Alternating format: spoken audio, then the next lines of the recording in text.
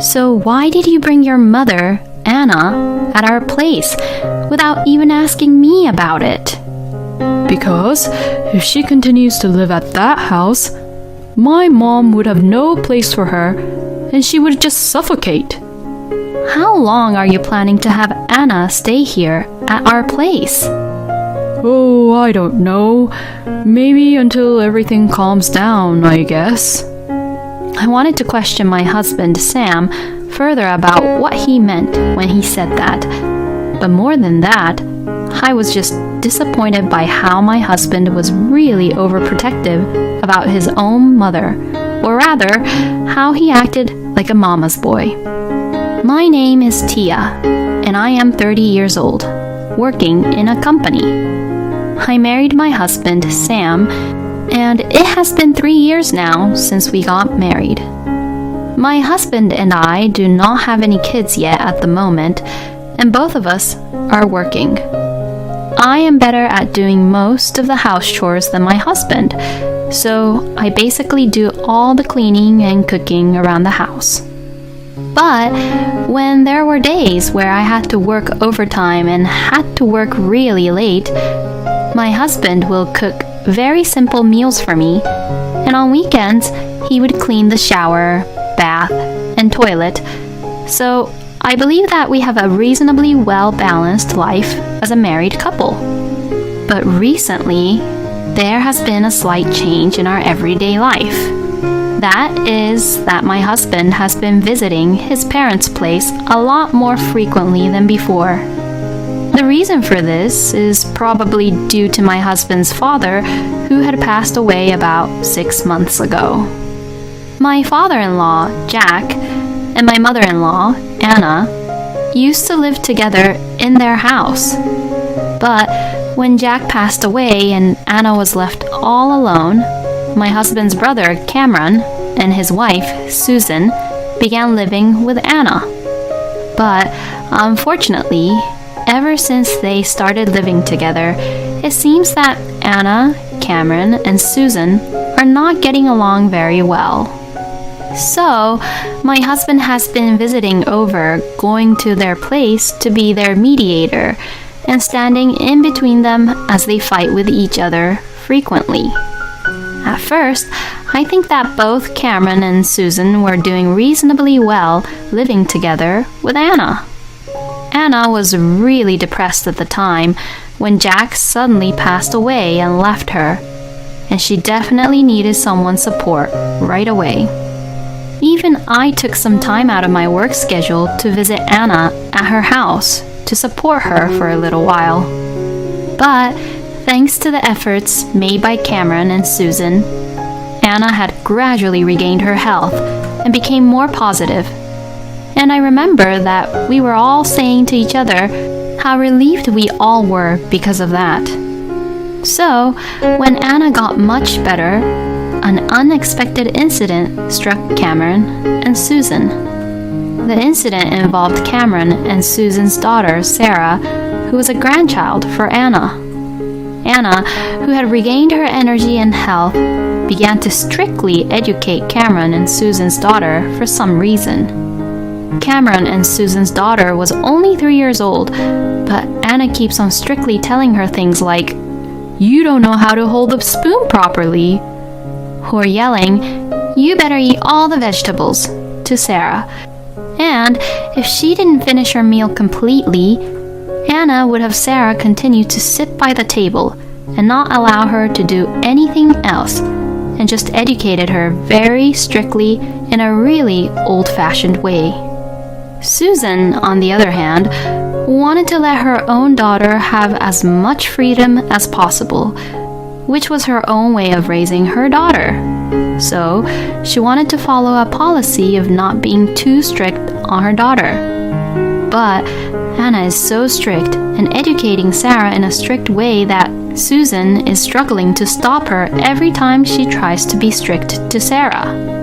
Cameron also agrees with Susan's way of raising their own child and has been warning Anna about how strict she was, but unfortunately, Anna does not listen to him at all and is doing whatever she wants.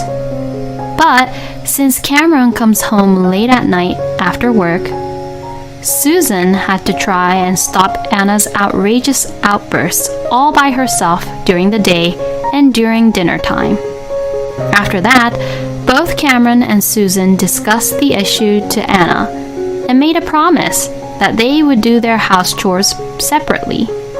And since then, for a while, Anna did not really interfere with the married couple or their daughter. But since they did not live separately as they were living in the same house, Anna gradually began to break her promise and began over-interfering as usual, and everything had gone back to how it was in the beginning.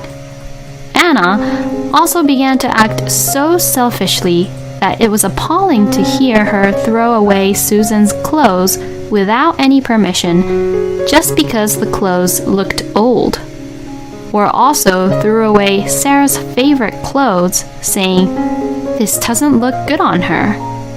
And then one day, an incident occurred. While Susan was shopping at the supermarket for groceries, Anna and Sarah were left alone for about 20 minutes. At this point, Sarah was now 4 years old, and she was playing in the living room, and Anna was there, so Susan let her guard down, thinking that everything would be fine while she went to the supermarket. Then, when Susan came home from shopping, she saw something that was surprising and unexpected. Anna was cutting Sarah's hair very short. To this, Susan was screaming at Anna, asking her, "What are you doing?" and immediately began questioning Anna. Then Anna replied, "A child this age plays outside more often, don't you think? And all the girls' hair grows long very quickly, so you might as well cut it short," and said this as if she had done the right thing. Sarah looked as if she was about to cry as her hair was being cut really short. After that, Cameron came back home, and finding out about what had happened, Cameron and Anna had the biggest argument ever, and that is where my husband comes in, as he is being the mediator between the two of them lately. But what I think personally is that as long as there is already a huge gap between Cameron and Anna, there seems to be no room for improvement, even if my husband intervenes. Besides, no matter how much I listen to what had happened in a logical way, the cause is entirely Anna's fault. And yet, Anna does not seem to think that it is all her fault at all. So, I think that's another reason why Anna is having conflicts and arguments with Cameron and Susan. I said to my husband, "If you are going to hold the line between Anna and Cameron, I think you need to make sure that Anna is aware of what is wrong." But to this, he replied saying, "No, it's not my mom's fault. She's doing the right thing." And my husband was completely on Anna's side and agreeing with what she had done. Hearing what Sam had to say, I really questioned if he was the right mediator for Anna, Cameron, and Susan. I contacted Susan because I was concerned about whether Sam was functioning properly as a mediator, although there were days when he made frequent trips to their house and even stayed overnight. Then to this, Susan replied, "To be honest, the gap between us got even more worse since Sam got involved here." Oh, I knew it. According to Susan's story, my husband kept saying to Cameron, "You should understand Mom's point of view," and said things which was defending Anna, and to that, Anna would take advantage of what Sam was saying and say even more terrible things or act even more terrible towards Cameron and Susan. Since then, Cameron got tired of Anna and Sam and is completely unwilling to deal with them, and now Cameron and Susan is making preparations to leave the house. Hearing this story, I apologized to Susan about my husband. To that, Susan said, "Well, this would have happened sooner or later. and did not blame my husband for making things worse, even though it was his fault. That night, I arrived home after work and waited for my husband to come home so that I could teach him a lesson for what he had done. But then, Sam did something in which I had never imagined him to do. I'm home. Welcome home. I need to talk to you about something. Oh, yeah, me too. It'll finish quick, though. Mother! Huh? My husband had brought Anna into this house. Well, long time no see, Tia. Hello. I immediately grabbed my husband by the neck and questioned him as I whispered into his ears. What is the meaning of this, Sam? So why did you bring your mother, Anna, at our place without even asking me about it? Because if she continues to live at that house, my mom would have no place for her and she would just suffocate. How long are you planning to have Anna stay here at our place? Oh, I don't know. Maybe until everything calms down, I guess. I wanted to question my husband, Sam, further about what he meant when he said that. But more than that, I was just disappointed by how my husband was really overprotective about his own mother, or rather, how he acted like a mama's boy. When I was visiting Anna's house frequently, I didn't really notice it. But hearing Susan's stories and witnessing this kind of behavior made it clear to me that my husband is a mama's boy. But just because he's a mama's boy does not mean that he should have brought home Anna without even telling me anything about it. I decided that I needed to have a proper discussion with my husband, so I told him that we would discuss it further after our work the next day, and that we'd discuss this somewhere outside where Anna was not there. I even sent him the address of a coffee shop during my lunch break and told him to meet me after work. But my husband did not show up even after waiting for him about an hour. I even sent a text message to him, but he did not respond at all. So I had no choice but to go home. And when I went back home, my husband was at home already, happily eating dinner with his mother. Oh, welcome home, Tia. My mom made some fried chicken and pasta tonight. They're really delicious, so you should hurry up and eat too, Tia. I couldn't stop being irritated and frustrated at Sam. Then, while Anna was gone to the bathroom, I quickly began questioning my husband. We promised that we'd discuss about your mother today, right? So why didn't you come to the coffee shop? Well, because my mom said that she was going to make fried chicken and pasta today. Besides, there's nothing much to discuss about my mother, is there? Ha! There is so much to talk about. Like about what had happened to Cameron and Susan, and how long you're going to have Anna here. There was so much that I wanted to say to Sam, but the discussion was interrupted since Anna had returned back to her seat from the bathroom. And a few days later, when I tried to discuss it with my husband, he brushed it off, and it seemed like Anna would not be leaving either anytime soon. I was getting really irritated and frustrated by this point that I could no longer concentrate on my work or focus on my house chores, so I took a paid leave from work for one day. I felt restless at home, so I went shopping for the first time in a while, went to a coffee shop which I had been wanting to visit, and relaxed as much as I could. I went out in the morning and came home around 2 p.m. and no one was home and it was too early to cook dinner, so I began to lay down on the living room couch and watched the TV. Then suddenly, the doorbell rang. I wondered who it was, and when I opened the door, I saw the delivery man. And there were several huge cardboard boxes next to him. I thought that this was strange since neither my husband or I ordered anything that huge, So I looked at the invoice and saw that they were all addressed to Anna, and that the sender was my husband. And this was when I finally realized what was happening. My husband was going to completely take Anna in with him and live with her here. Once I began to think that and connect the dots, I felt all these affectionate feelings I had for my husband disappear. I had been trying to think of a way to make everyone happy, Anna, Sam, and Cameron, and Susan, but I had realized that there was no way that everyone can be happy. And I also learned how selfish and irredeemable my husband is, and how hopeless the situation was.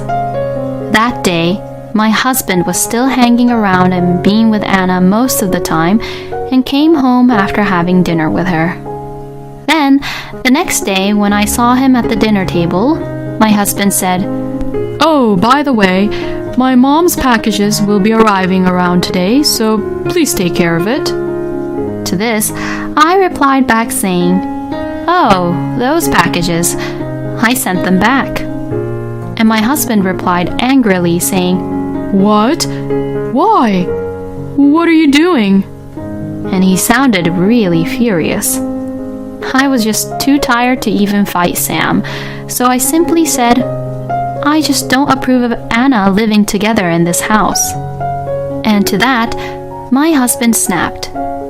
"You've got to be kidding. If that's the case, then you better get out of here," saying really stupid things. I've already had enough and I didn't want to deal with my husband, so I said, "Well, I'm going back to my parents' house for today," and went to work. My husband came out from the living room and said, "Don't you ever come home again," which didn't make any sense at all, but I ignored it. I really couldn't care less anymore about Sam and didn't even want to talk to him anymore. That day, I went back to my parents' house after work. I spent the next few days relaxing at my parents' house and at the same time making certain preparations. During that time, I received several phone calls and messages from my husband, but all he said was apologize to my mother and I, and other selfish, stupid things, so I ignored all of the text messages and blocked his calls. Then, when everything was ready, I went home for the first time in a long time. Seeing me back home, my husband said, "Oh, so you came back because you're sorry," and grinned at me while he said this. "Yes, I'm sorry." "Well then, I forgive you." It was annoying to see my husband's idiotic, triumphant look on his face. Oh, please, don't get me wrong. What I was saying sorry for is that I was regretting my mistake of marrying a stupid person like you. What? I can't keep on doing this with you anymore, so let's just get a divorce. And saying that, I handed him the divorce papers. Divorce? Are you being serious? My husband was surprised, but when he realized that I was being dead serious, he said, Fine. Have it your way. I'll divorce you. And signed the divorce papers. Get all your stuff together and get the hell out of here. I couldn't really believe he was still saying these things like that. So, I showed my husband a document, as he was misunderstanding a lot. What the hell is this? It's the contract for this room. Oh, Sam, did you even forget that my parents are the ones who own this apartment room? Then I saw my husband's face turn completely pale. So, you and Anna should be the ones to leave this place, okay? I've decided to lend this room to another person, so you have until the end of the month to get out of here, okay? Hey, wait a minute. Let's just discuss this properly. Excuse me? What the hell are you saying? You're the one who's been refusing to discuss about everything I've been trying to discuss with you about all along, weren't you?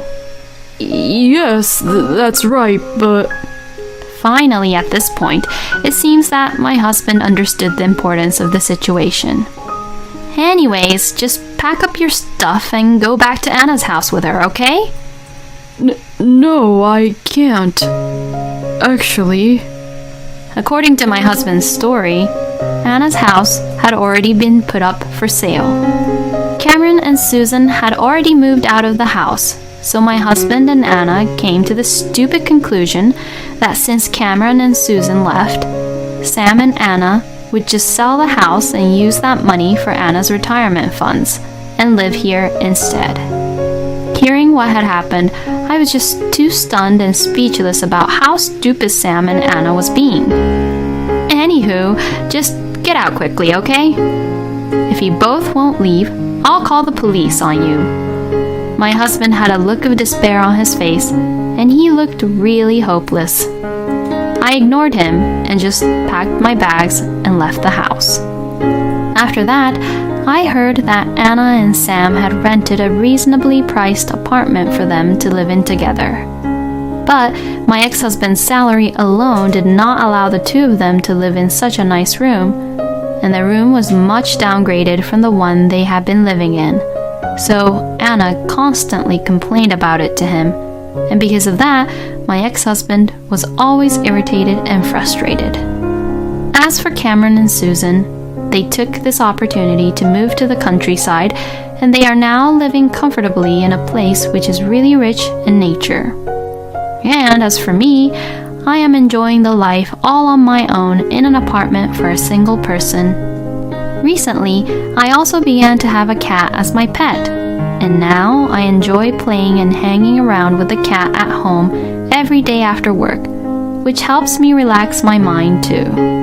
Because of what had happened, I don't want to be in love for a while now, so I'm going to enjoy my life with the cat to the fullest. Thank you for watching until the end. Please subscribe to our channel. We hope to see you in our next video.